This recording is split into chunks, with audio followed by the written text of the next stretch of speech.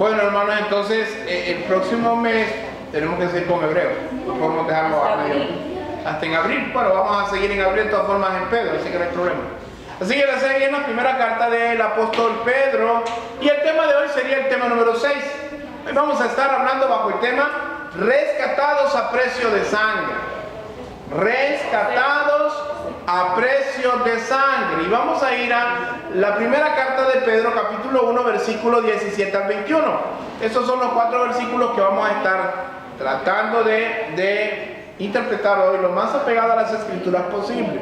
Yo siempre le voy a animar a que usted traiga su libreta, por lo menos su Biblia, su libreta, para que apunte. Dicen que la tinta más endeble es más duradera que la mente más perspicaz. En primera de Pedro capítulo 1 versículos 17 al 21 dice así: y si invocáis por Padre a aquel que sin acepción de personas juzga según la obra de cada uno, conducíos en temor todo el tiempo de vuestra peregrinación, sabiendo que fuisteis rescatados de vuestra vana manera de vivir, la cual recibisteis de vuestros padres, no con cosas corruptibles como oro o plata, sino con la sangre preciosa de Cristo, como de un cordero sin mancha y sin contaminación, ya destinado desde antes de la fundación del mundo, pero manifestado en los postreros tiempos por amor de vosotros, y mediante el cual creéis en Dios, quien le resucitó de los muertos y le ha dado gloria, para que vuestra fe y esperanza sean en Dios. Padre, te pedimos en esta noche, en el nombre poderoso de Jesús, que nos ayudes a interpretar estas escrituras conforme a tu voluntad, conforme al propósito que verdaderamente la diste, para que podamos aplicarla a nuestras vidas hoy y crecer en base a tu evangelio, a tus escrituras. Padre, en el nombre de Jesús, te pedimos que tomes control del ambiente espiritual, que tomes control de la mente de cada uno de nosotros, que haya facilidad de palabra en este siervo inútil, pero que en mis hermanos haya un espíritu entendido para recibir tu palabra y que lleve una abundante, Señor, cosecha espiritual. En el nombre de Jesús te lo pedimos. Amén. Amén. Hermanos, cuando empezamos a hablar de la primera carta de Pedro, empezamos viendo, por ejemplo, el primer tema que hablamos fue que Dios es el que tiene la participación principal en la salvación del hombre. Hablamos en el primer tema. Luego estuvimos viendo que nosotros somos herederos en Cristo, tenemos una herencia en el Señor Jesús y una esperanza viva, que no es cualquier esperanza, porque la esperanza que tiene el cristiano es una esperanza que no se marchita, que no pierde valor ni que se destruye, ¿verdad? No muere. Luego miramos que pese a todo esto, lo más importante de esta herencia que tenemos en el Señor es que no depende de nosotros, sino que es Dios quien nos sostiene con su poder. De otra manera nosotros no podríamos mantenernos en el camino de la justicia. Esta fe que es producida a causa de esta herencia en el Señor y de esta esperanza que tenemos en Él, es la que nos permite soportar todo tipo de pruebas. Porque al final, sabiendo que cada adversidad es una prueba, sabemos que al final estaremos delante de Dios y conoceremos como fuimos conocidos. También miramos que esta salvación de la cual nosotros hoy conocemos ha sido el resultado de que en su momento los profetas escribieron e indagaron y profetizaron sobre ella. La Escritura nos dice que ellos diligentemente indagaron acerca de esta salvación tan grande. Y no solamente indagaron y profetizaron, sino que ellos querían ver quién era ese personaje que ellos estaban anunciando como el Mesías. Pero también querían saber acerca de sus sufrimientos. Y vimos el caso de Isaías. Y vimos también que además de eso, esta salvación es tan maravillosa, la salvación que hoy poseemos, que los ángeles mismos anhelan ver lo que Dios está haciendo a través de estos siervos inútiles. Hoy, la semana pasada, estuvimos hablando de que Dios, al darnos esta herencia tan maravillosa y esta esperanza tan hermosa, nos hace un llamado que no es una sugerencia, es una orden. Y esa orden es ser santos, porque yo soy santo. Y hoy, continuando con la idea que Pedro ha plasmado en esta carta, vamos a hablar de al menos 5 ideas que Pedro está plasmando en estos 4 versículos. Y la primera es que si eres hijo de Dios, debes de vivir como hijo de Dios. El versículo 17 dice: y si invocáis por Padre a aquel que sin acepción de personas juzga según la obra de cada uno, conducíos en temor todo el tiempo de vuestra peregrinación. Pedro está aclarándoles que si ellos se proclaman hijos de Dios, si ellos dicen Dios es mi Padre, deben, y es enfático en esto, deben vivir como tal. Deben vivir, si yo digo Dios es mi Padre, yo debo vivir como su hijo. Debo de manifestar su carácter en esta tierra. Debo de ser luz, porque Dios es luz. Si yo digo tú eres mi Padre, yo debo de vivir conforme a sus estándares. Ahora, el judío en la época antigua solía ver a Dios, y lo hemos dicho en otra ocasión, como un Dios distante. Solían orar y decir al Dios creador del universo. Pero en el Nuevo Testamento y a través de Jesucristo se ha hecho cercano a nosotros, y por el Espíritu Santo podemos decir frases como las que Pablo enseñaba. Abba, Padre. ¿Qué significa Abba? ¿Qué significa Abba? Papito, papi. Así que a través de Jesucristo nosotros podemos ver a Dios y llamarle papi. ¿Qué significa esto? Una relación personal. Pero el hecho de que Dios sea nuestro Padre, que sea nuestro papito, no quita el hecho de que Él también es nuestro juez. Y Dios es un juez justo. Dice el apóstol Pedro, dice que Él juzga a cada uno según sus obras. Yo quiero decirle algo, hermano. Yo sé que usted, o algunos, o espero que todos, ¿verdad?, sean hijos de Dios. Yo no conozco sus corazones, Dios sí los conoce. Pero si somos hijos de Dios, no vaya a pensar que por ser hijo de Dios, lo que nosotros sembremos no lo vamos a cosechar. Eso no existe. Si usted es indiferente con Dios, alístese que se va a enfriar. Si usted es indiferente con Dios, cuando venga la prueba va a buscar y no va a hallar donde sostenerse. Hay algo muy importante en esto, hermano. Dios no hace acepción de personas. Y aunque este texto generalmente se ha sacado del contexto para decir que Dios lo que quiere es salvar a todo el mundo, Dios no hace acepción de personas en el juicio. Se lo voy a volver a decir. Dios no hace acepción de personas en el juicio. Sus juicios son justos.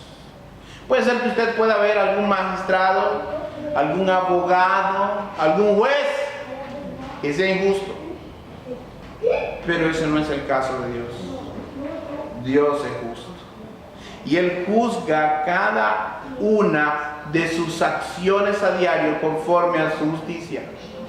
Y es cierto que Él tiene misericordia. Y gracias a Dios que tiene misericordia. Tiene misericordia hasta de los impíos. Pero el hecho de que somos cristianos, que hemos venido y le hemos llamado Padre, no nos da permiso de violentar su palabra. Porque si nosotros violentamos su palabra, si somos desobedientes, hermanos, nos va a pasar lo que le pasó a Pedro. ¿Qué dijo? Satanás te ha pedido para zarandearte. Yo le di permiso, pero yo he pedido que no te falle la fe. No le dijo yo, pero yo evité que te zarandeara. No, te vas a zarandear. ¿Por qué? Porque sembró también.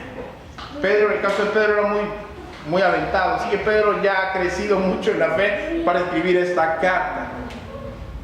Hermanos, para Dios a la hora de emitir un juicio, Dios es justo. Es justo. Es justo y es soberano. Y no importa si eres cristiano de hace muchos años o si eres un cristiano nuevo. No importa si eres mujer o eres hombre. No importa si tienes plata o no tienes plata. Lo que tú siembras, eso vas a cosechar. Y pone la firma a eso.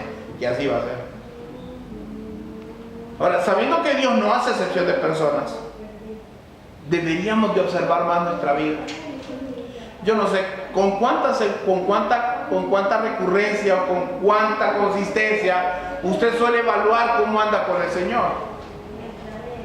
Yo personalmente a veces me avergüenzo cuando analizo mi día y me doy cuenta que fallé y empiezo a mencionar tanta. Pablo decía: examinaos. Mira, hermano, yo aquí no quiero y espero que no haya ninguno perfecto, porque nos va a hacer ver mal a todos y no hay ninguno. Pero yo quiero que usted analice las palabras, yo quiero que analice su conducta, porque la ofrenda que nosotros le traemos a Dios es una ofrenda de obediencia, y la obediencia se marca en un cristiano desde las pequeñas cosas. Disculpe si le va a doler lo que le voy a decir, pero ni modo. Puntualidad, traer su Biblia, ser recurrente en las reuniones, participar en las actividades, todo eso, hermano. ¿Sabe que hace 2 días creo, se acercó un gringo y venía y me dijo: ¿tienes tiempo? Sí, tengo tiempo, le digo yo. Estoy muy preocupado, me dijo. Tenemos tanto tiempo de estar en esta ciudad, y dijo el tiempo, ¿verdad? Y dijo el lugar, yo los conozco, y decía: y vemos que aquí la gente no se compromete. Ah, Dios, estos gringos no saben cómo somos los hondureños. Somos malos. No nos comprometemos. No, si el problema no es solo en tu iglesia, eso está en todos lados. ¿O en tu iglesia también? Sí, y aquí somos menos. Ofrezcan el billete todos los días y van a llegar. Entonces, ni gratis las cosas, ni así se comprometen. Es tremendo. Entonces, yo le quiero decir, analice su vida. Yo sé que tal vez hoy solo estamos los de la iglesia, por eso se lo puedo decir con liberalidad y con amor. Hermanos, nosotros tenemos que analizar nuestra vida, nuestra conducta, si estamos reflejando o no a Cristo. Si la gente nos mira a nosotros y mira a Cristo, conducíos, dice. Conducíos. ¿Y sabe qué quiere decir esto, conducíos? Vivan de acuerdo ¿a qué? Pues a su palabra, hermano. Ahora, si decimos que tenemos a Dios y que Él es nuestro Padre, ¿cómo debemos de vivir? Bajo un temor. Pero este temor, hermano, no es ese miedo de que Dios me va a castigar. No, hermano. Es un temor reverente. Es una relación reverente. Es un respeto a Dios. Usted debe amar a Dios por quien Él es, no por lo que le da. Debe de honrar a Dios con sus bienes por lo que Él ya le dio, no esperando que le dé más. Debe de cantar alabanza, no para que lo vea el vecino, sino para que Dios lo escuche. Y yo no sé usted, yo le doy gracias a Dios por los que cantan feo, pero que cantan para Dios. ¿Sabe por qué? Porque eso segurito que Dios sí los escucha. Segurito que Dios los escucha. Y yo me imagino, y esto es pura imaginación mía, cuando la Biblia dice que Él escucha a sus hijos. Y yo solo puedo imaginar que manda a callar a los ángeles en un sentido simbólico, que para Él tiene más oídos para sus hijos que para los ángeles. Y usted, no sé si alguna vez un hijo suyo le ha cantado una canción. Cuando eran bebés pequeños, que se trabajaban. Y sí, no sé, y tal vez no sonaba muy afinado, tal vez no sonaba muy bonito, pero como se lo decía a su hijo, usted se sentía como alegre, gozoso. Pero venimos a la iglesia, hermano, y venimos y ni aplaudimos. Hermanos,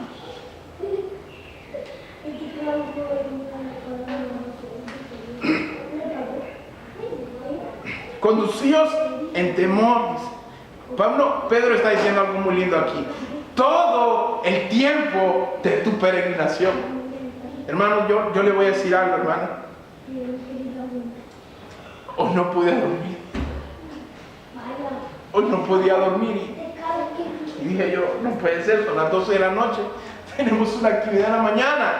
Tengo que dormir, tengo que estar listo para las 5. Y no podía dormir y se me pasó casi una hora y dije yo, no, Dios, tú me estás llamando a orar. Ya a esta hora ya lo hubiera orado. Y me levanté a orar y había algo en mi corazón, había dos preguntas. Y Dios me las respondió. Pero todavía me acosté y no me pude dormir y dije yo, no puedo.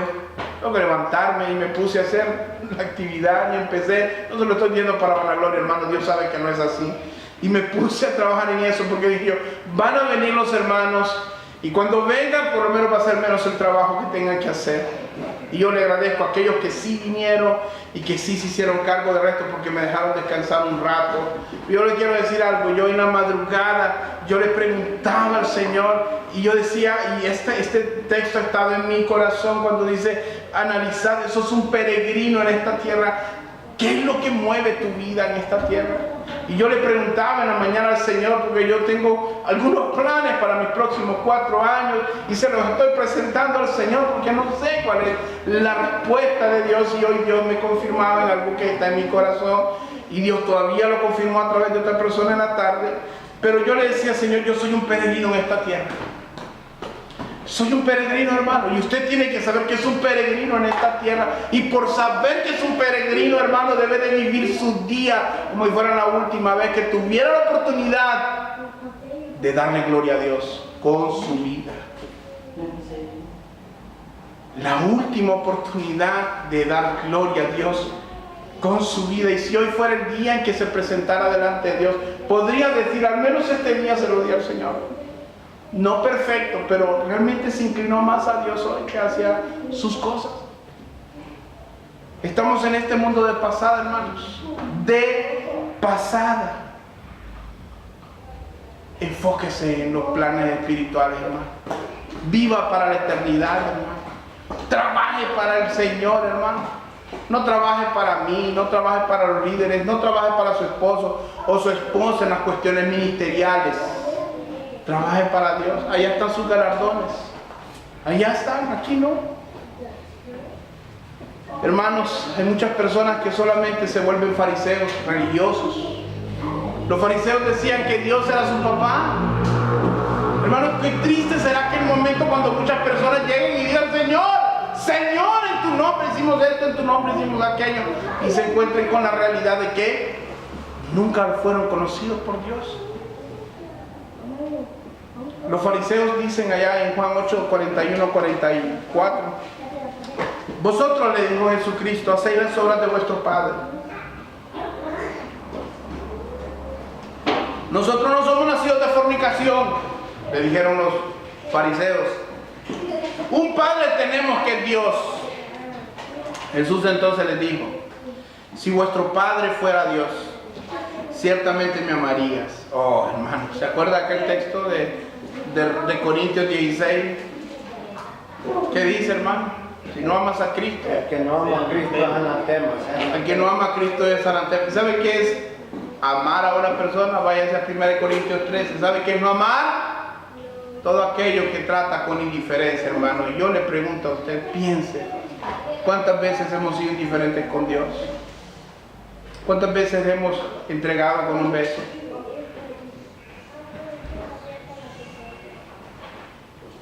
Ciertamente me amarías porque yo de Dios he salido y he venido, pues no he venido de mí mismo, sino que Él me envió. ¿Por qué no entendéis mi lenguaje? ¿Por qué no podéis escuchar mi palabra? Vosotros sois de vuestro padre el diablo, y los deseos de vuestro padre queréis hacer. Yo quiero decirle algo, hermano, cuando la gente no camina en la dirección de Dios, solo hay 2 respuestas posibles: que sirva al diablo, o que se haya enfriado porque ha descuidado a su alta persona. Cuando digo que sirva al diablo, es porque no ha conocido a Dios. No ha conocido a Dios. Yo no sé, en la parte humana uno siempre tiene aquellas cosas que uno piensa que anda bien. Y yo les he dicho, hay veces que a mí me aterra escuchar de la gente cuando le pregunto, ¿cómo anda? Al 100. Mejor no puedo andar con el Señor. Híjole, y uno empieza a analizar la semana con esta persona y da cuenta que ha mentido.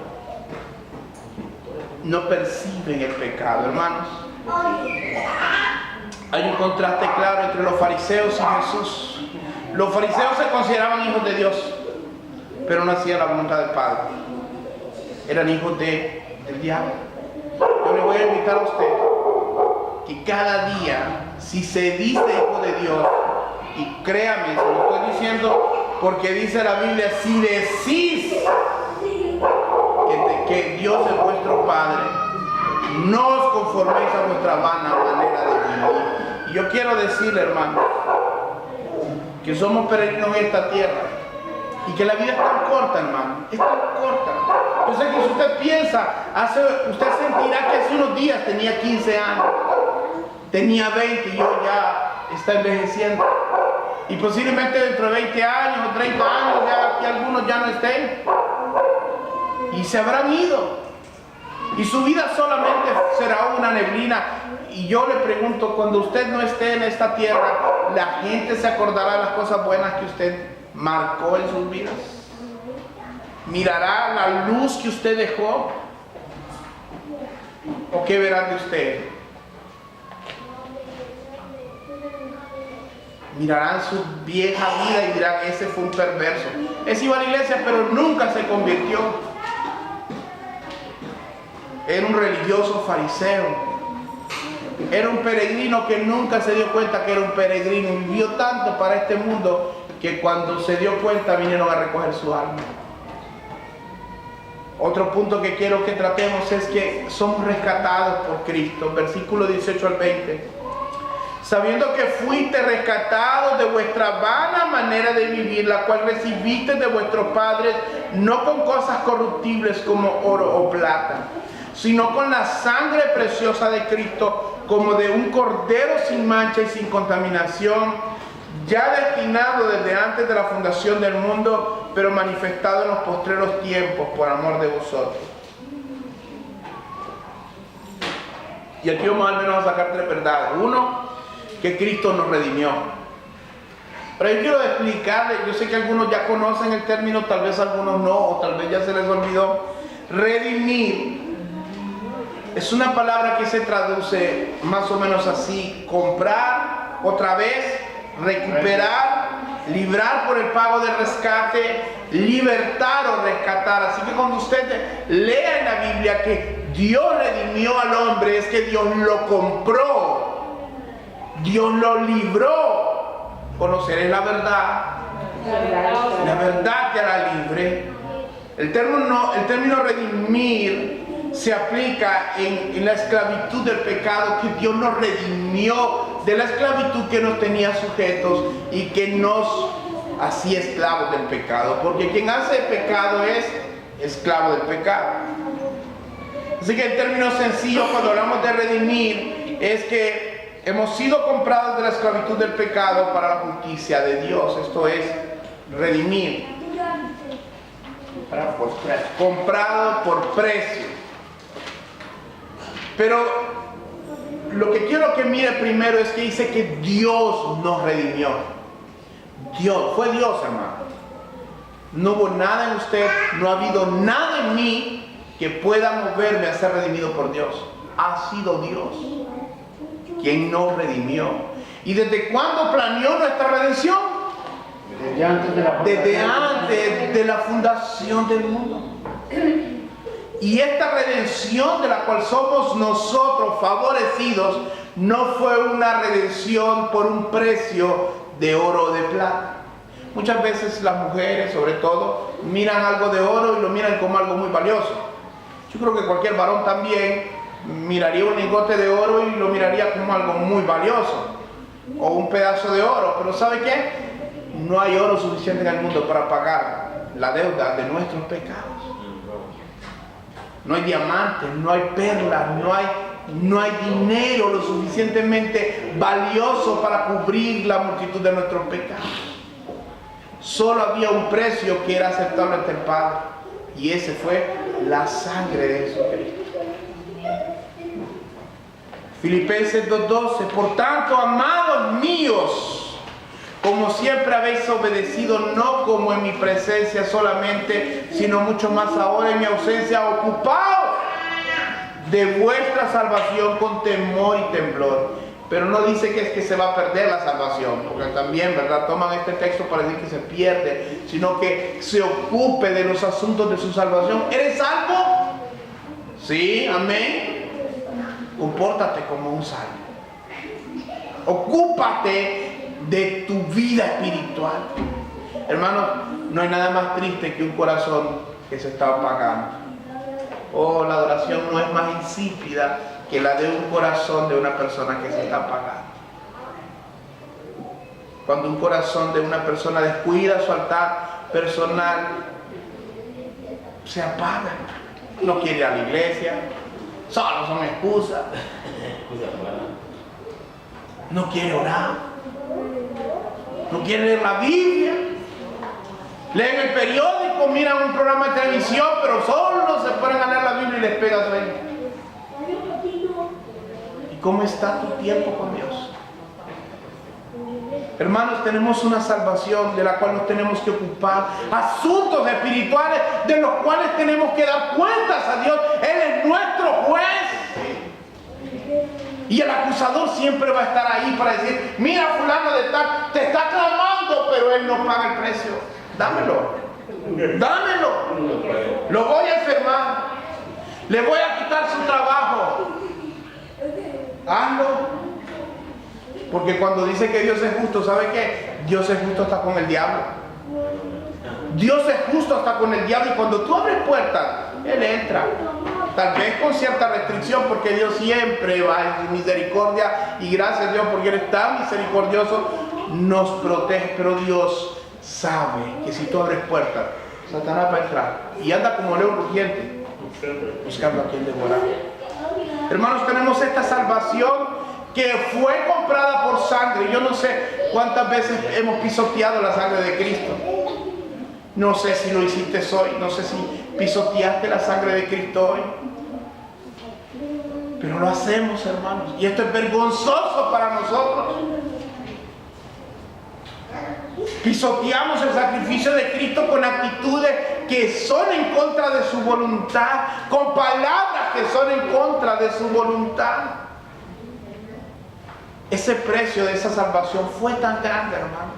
Nunca vamos, dice la canción tan linda que cantamos hoy, nunca dice, sabré. Cuando dice, vine a adorarte, que dice Marcela Gandara, nunca sabré cuánto costó solo para que nos comportemos como impíos. No puede ser. ¿Cómo miramos nosotros a Cristo? Te amamos, Señor. No oramos.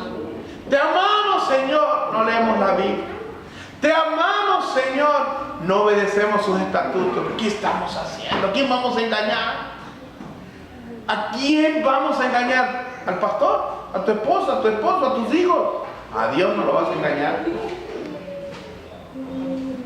El cual, dice, nos ha librado de la potestad de las tinieblas y trasladado del reino de su amado Hijo, en quien tenemos redención por su sangre. Hermano, si te puedes llevar algo en esta noche, que sea, no tengo que pisotear la sangre de Cristo.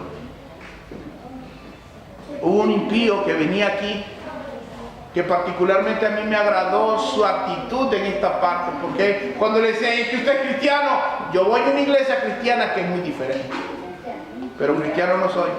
Tenía razón, no era cristiano, pero por lo menos no usurpaba el nombre de Cristo, porque a nosotros sí nos gusta que nos digan cristianos, ¿verdad? Yo soy cristiano. Miren, a mí hasta vergüenza me da vez cuando una vez andábamos en una gasolinera, donde van los buses, una terminal, y alguien le dijo a la señora que cuida en la puerta de los baños, le dije, mire, ya le voy a traer el empira, yo soy cristiano. No, hombre, si por eso no los dejo, dice, porque los cristianos ya lo habían embaucado. Pero tal vez usted dice, no, pero eso no lo hago yo, dice usted. Pero hacemos otras cosas, hermanos, peor, delante de Dios, como nuestra vida con Él. Nuestra redención no fue lograda con cosas que se echan a perder, hermanos, porque era una redención tan valiosa que el único precio posible era la sangre de Cristo. Y si era la sangre de Cristo, ¿por qué no vivir en alabanza y en gratitud a Él, que se dio a sí mismo por nosotros? Se dio a sí mismo por nosotros. Yo no sé si usted alguna vez se pone a pensar en esto, pero Dios se hizo carne. Dios se hizo carne, pero no se hizo carne para ser el rey y ser servido de todos. Se hizo carne para servirnos. ¿Te das cuenta de cuán vergonzoso debería ser para nosotros cada vez que alguien te dice que hagas algo y dices no?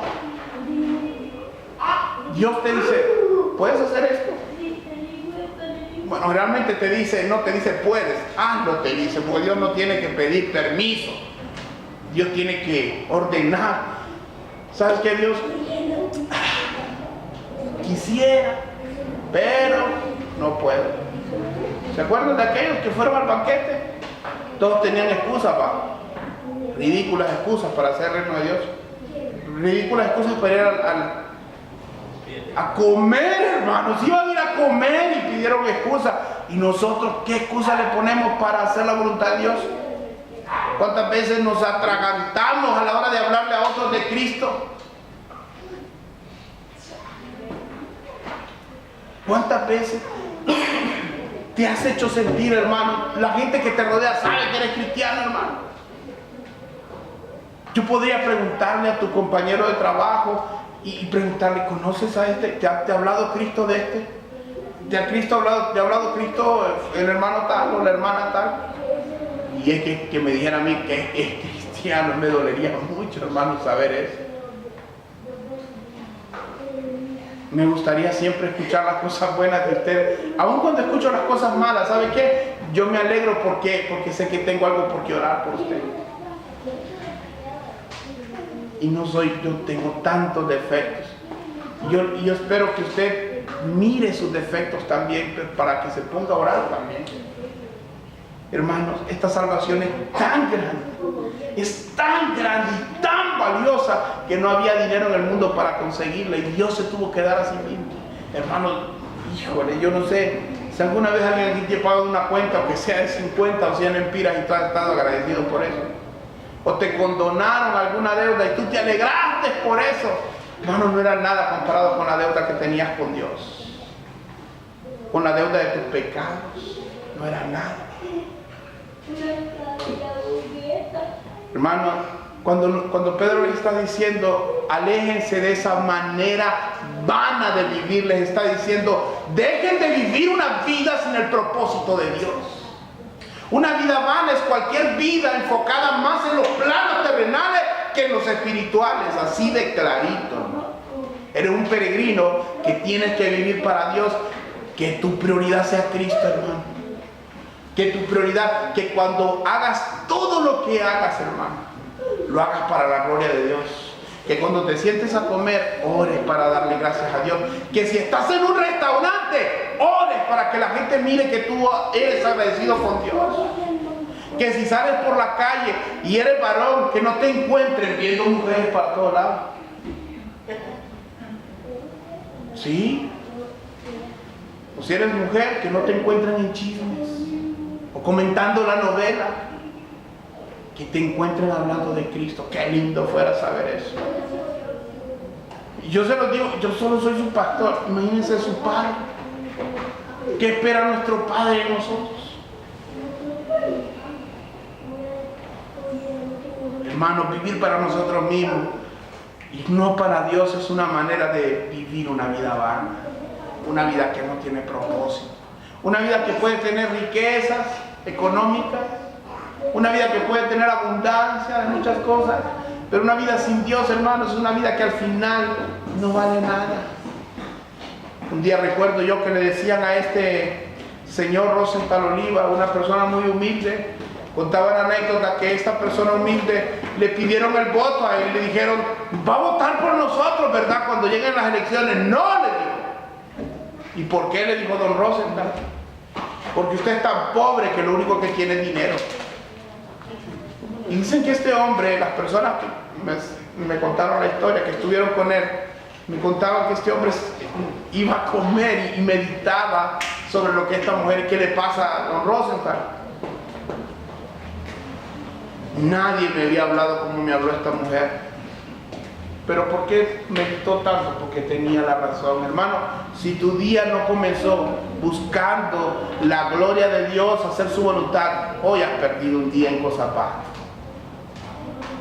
Fuimos rescatados no con cosas corruptibles, pero fuimos rescatados, hermanos, para dar gloria a Dios. Lo primero que tienes que ver es que esa redención ya había sido anunciada.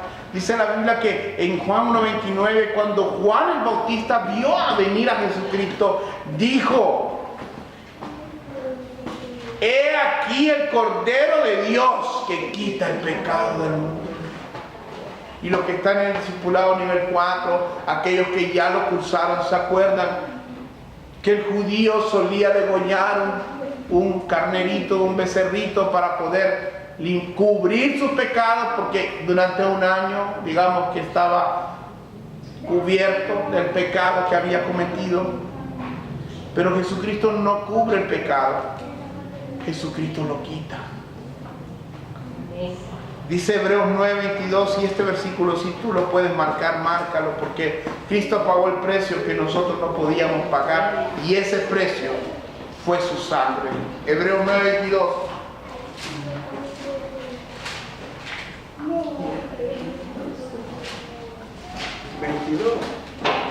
9:22. Y casi todo es purificado según la ley con sangre, y sin derramamiento de sangre no se hace la remisión de pecados, no se quitan los pecados. ¿Acaso no merece nuestra alabanza el Dios que siendo Dios no tomó, dejó a un lado todas sus prerrogativas para hacerse carne y morir en la cruz por sus criaturas? Ahí estaba el Dios Todopoderoso siendo sometido por sus criaturas, siendo crucificado en la cruz por su pueblo. Pero nosotros, bien, gracias, lo miramos como algo que ya pasó. Si eso ya pasó, ¿no estás agradecido tú por lo que Dios ha hecho por tu vida? Debemos de agradecerle a Dios, hermanos. Cristo, el otro punto es que Cristo se reveló, dice el versículo 20, ya destinado desde antes de la fundación del mundo, pero manifestado en los postreros tiempos por amor de vosotros. Hermanos, Cristo se manifestó en el momento de la historia tan importante que lo partió en dos. La historia está partida en dos a causa de Cristo. Por eso usted entiende, antes de Cristo, después de Cristo. Y cada cristiano debería de tener un momento antes de Cristo y después de Cristo. ¿Por qué? Porque Dios se tiene que revelar a tu vida, si no, no lo vas a conocer. Y déjame decirte algo, hermano. Ya lo hemos dicho otra vez, lo vuelvo a decir, pero si solamente estás almidonado, hermano, y planchado, estás perdido. Estás perdido. Eres un religioso más. No eres diferente a aquellos que cargan una cruz o llevan un santo o andan con sus atalayas. No eres diferente a ellos, a menos que haya sido lavada por esa sangre preciosa del Cordero en la cruz del Calvario. A menos que hayas dejado a un lado la manera que tú vivías antes y empezaras a vivir conforme, aunque con tropiezos, la vida que Dios tiene para ti. Dice la Biblia que según nos escogió en Él antes de la fundación del mundo, Dios dispuso un tiempo en algún momento de la historia antes de que tú nacieras para que tú atendieras su mensaje, para que yo atendiera su mensaje. antes de la fundación del mundo. ¿Para qué? Para que fuéramos santos y sin mancha delante de Él. Cristo se manifestó. Esa manifestación que los profetas anhelaban ver, nosotros ya la conocemos a plenitud. Y aún así, no la valoraron. Y dará a luz un hijo, dijo el ángel Gabriel cuando hablaba con María acerca de Jesús en Mateo 1:21. Y dará a luz un hijo y llamará su nombre Jesús. ¿Por qué? Porque Él salvará a su pueblo de sus pecados. Marque ese versículo porque lo vamos a estudiar en 2 semanas. Mateo 1:21. Nuestra salvación es tan especial, hermanos, que fue planteada por Dios y planeada desde antes de la fundación del mundo. Quiero ir terminando con esto, hermanos. Efesios 1:3 al 7, yo sé que lo hemos leído, pero yo quiero que lo vuelva a leer conmigo en esta noche. Efesios 1:3 al 7. Hermanos, si tú no has tenido una manifestación de Cristo en tu vida, si tus ojos no han sido abiertos para poder ver a Cristo, todavía estás muerto en el pecado. Pero si ya Cristo se ha manifestado en tu vida y lo has podido ver su gloria obrando en tu vida, cambiando tu vieja naturaleza, inclinándote hacia la justicia, entonces tú tienes vida eterna. Bendito, Efesios 1:3 al 7. Bendito sea el Dios y Padre de nuestro Señor Jesucristo, que nos bendijo con toda bendición espiritual en los lugares celestiales en Cristo, según nos escogió en Él antes de la fundación del mundo, para que fuésemos santos y sin mancha delante de Él. En amor, habiéndonos predestinado para ser adoptados hijos suyos por medio de ¿quién? De Jesucristo, según el puro afecto de su voluntad, para la alabanza de la gloria de su gracia, con la cual nos hizo aceptos en el amado, en quien tenemos redención por su sangre, el perdón de pecados según las riquezas de su gracia. Pero dice, según nos escogió en Él antes de la fundación del mundo, hermanos. Y dice 2 Timoteo 1:8 al 10, por tanto no te avergüences de dar testimonio de nuestro Señor, ni de mí, preso suyo, si no participa de las aflicciones por el Evangelio según el poder de Dios, quien nos salvó y llamó con llamamiento santo, no conforme a nuestras obras, sino según el propósito suyo y la gracia que nos fue dada en Cristo Jesús antes de los tiempos de los siglos. Versículo 10, pero que ahora ha sido manifestada por la aparición de nuestro Salvador Jesucristo, el cual quitó la muerte y sacó a luz la vida y la inmortalidad por el Evangelio, hermanos. Si usted ha escuchado el Evangelio de verdad en su corazón, porque muchos tenemos oídos y a veces no oímos, pero si escuchas el Evangelio y te ha golpeado el Evangelio, vas a cambiar, si no vas a seguir siendo el mismo perverso. Un religioso perverso, pero vas a ser un perverso. Por último, Cristo es la manifestación del amor del Padre. Dios muestra su amor para con nosotros en que siendo pecadores, Cristo murió por nosotros, dice Romanos 5:8.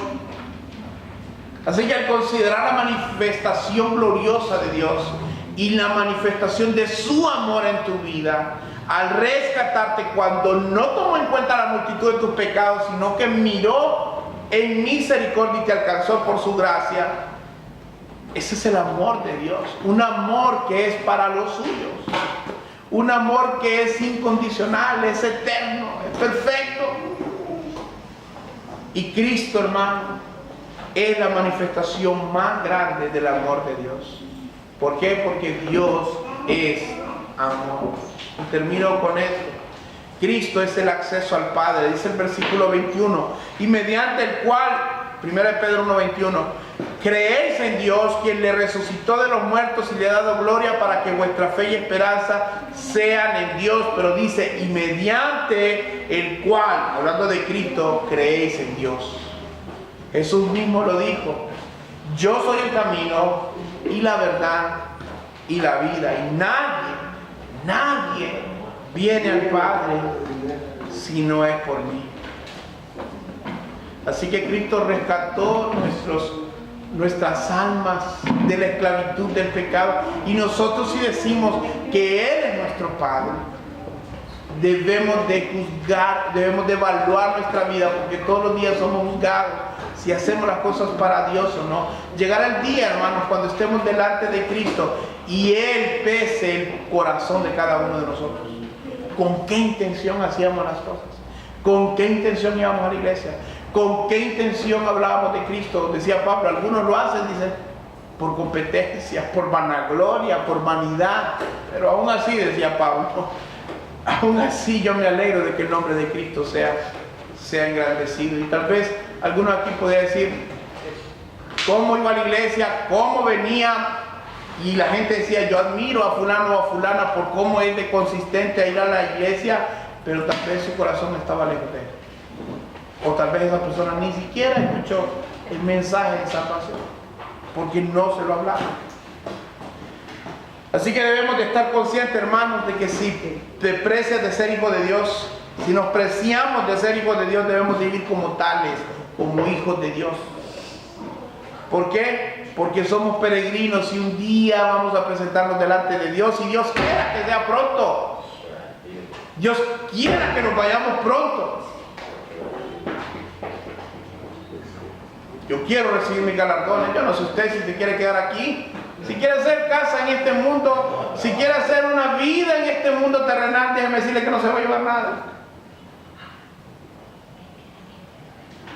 Yo espero que nos vayamos con Cristo, yo espero que nos vayamos todos, yo espero que allá, cuando veamos la asamblea general de la iglesia, cuando miremos allá los grandes paladines de la historia y nos contemos entre esos santos, yo no sé, Dios en su misericordia, ¿cómo puede levantar gente como uno, habiendo gente tan buena como la que levantó en la historia, para una labor tan grande y tan preciosa como predicar el Evangelio, y que no tengamos intención de hacerlo? No puede ser. Hermano, yo no sé, cuando yo mire a David, y yo diga, aquí está el que escribió el Salmo 51, cuando yo mire a Abraham, y aquí está el hombre que le creyó a Dios y fue el padre de la fe, ¿qué estoy haciendo en medio de esto? Dos grandes. Es pura gracia, y es la gracia de Dios la que te tiene aquí. Pero porque haya sido gratis, hermano, no la menosprecies, no pisotees la sangre de Cristo, porque un día Dios te va a juzgar. Para los galardones, gloria a Dios, pero si te lleva al trono blanco, hermano, tiembla, porque tu eternidad está en el infierno. Póntete en pie. Padre, yo te pido, Señor, en esta noche, yo te pido perdón por cada uno de nosotros. Perdón, Señor, porque yo sé que estamos acomodados. Sé que te fallamos a diario. No nos queremos levantar a orar, Dios. No queremos tomar las lecturas, oh Dios, de la iglesia que llevamos. No queremos darnos los sacerdocios. No queremos ser sacerdotes en nuestra propia casa. No queremos darle, oh Dios, a nuestros hijos el maná. No queremos darles la palabra. O muchas veces, oh Dios, de los altares familiares solo se acumulan las páginas ahí, Señor. Y somos desobedientes. Y esperamos que aún así tú nos bendigas, oh Dios. Perdónanos por cuánta hipocresía que presentamos delante de ti a diario, Dios. Por tantas veces que pisoteamos tu sangre. Perdónanos, oh Dios, porque te necesitamos a ti. Tú no lo necesitas a nosotros. Has tenido tantos hombres a lo largo de la historia que te han amado muchísimo más de lo que nosotros pudiéramos amarte o servirte. Y en tu gracia, desde antes de la fundación del mundo, y por tu amor nos escogiste, oh Dios. No permitas que nuestro corazón sea tan duro y tan indiferente, oh Dios, que no trabajemos para tu reino, que no hablemos tu palabra y que no vivamos conforme a tu palabra. No permitas, oh Dios, inquiétanos, exhórtanos, y aunque nos enojemos, oh Dios, que sea un enojo que nos ayude a convertirnos, Señor, de nuestro mal proceder y buscar tu gloria y buscar tu nombre, oh Dios. Porque te necesitamos, oh Dios. Solo somos unos peregrinos, oh Dios, que cada día podamos ser ejemplo y vivir para y darte la gloria en lo que hacemos, oh Dios, para que cuando marchemos de esta tierra, oh Dios, cuando llegue el momento de estar delante de tu presencia y miremos las obras y nuestros